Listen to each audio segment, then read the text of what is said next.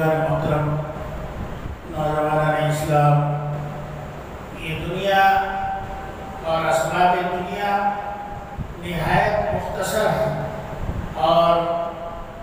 اصل زندگی جو ہے وہ آخرت کی ہے۔ میرے اور آپ کے آقا نے بھی فرمایا، اللہم لا عیش الا العیش الآخرہ، اے اللہ دنیا کا عیش عیش نہیں ہے، دنیا کی راحت راحت نہیں ہے، بلکہ اصل راحت تو آخرت کی ہے، ہمیں آخرت کی راحت اور عیش عطا فرما۔ ظاہر ہے کہ مومن اور مسلمان کا ایمان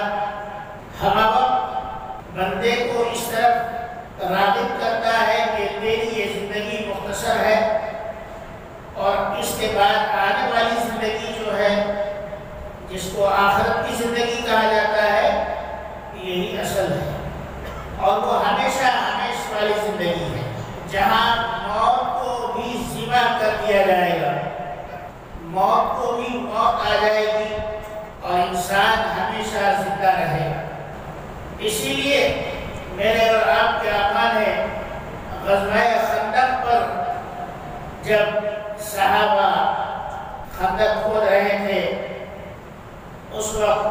حضور علیہ السلام نے یہ شعر ارشاد فرمایا،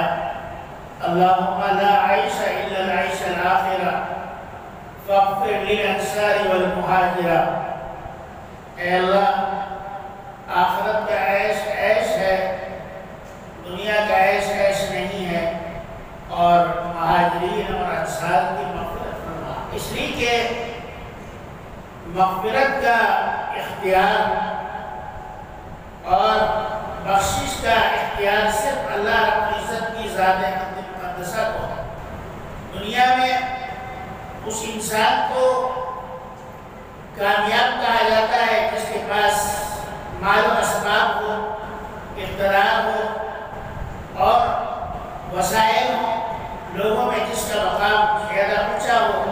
اس کو کامیاب ترین انسان کہا گیا ہے۔ لیکن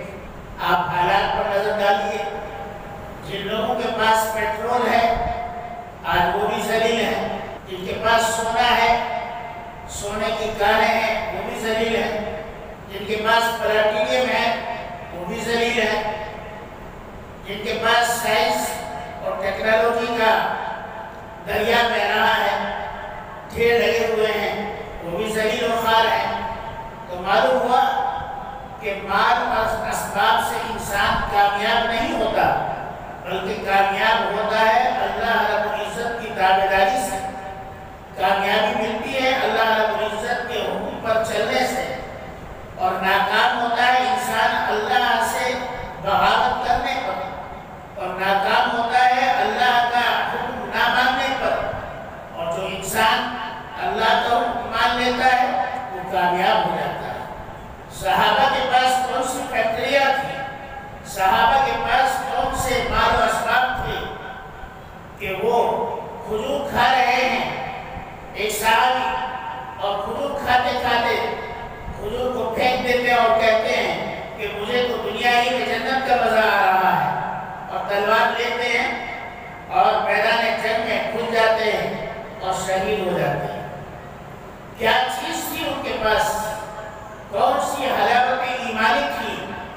کون سی وہ اسپیڈ تھی ایمان کی جس نے ان کو مرنے سے پہلے آخرت کا ذائقہ چکھا دیا؟ یہ وہی اللہ کے حکم اور اللہ کے حکم کی تابعداری اور جناب محمد رسول اللہ صلی اللہ علیہ وسلم سے سچی محبت اور آپ کی تعلیمات پر عمل کرنا اصل۔ ہم لوگ یہ سمجھتے ہیں کہ مر رہے ہیں تو ہماری زندگی ختم ہو رہی ہے۔ حضرت بلال رضی اللہ تعالی عنہ کی وفات کا وقت قریب آیا تو آپ نے غسل کیا، کپڑے بدلے، خوشبو لگائی، بیوی نے کہا آج تو بڑے سنور رہے ہو، آج تو بہت میک اپ ہو رہا ہے، کیا بات ہے؟ کہا کہ کیوں نہ ہو، آج تو خوشی کا دن ہے۔ کیسے خوشی کا دن؟ کہا کہ آج میں اپنے آقا سے، میں آج اپنے محبوب سے، آج میں اپنے نبی آخر الزمان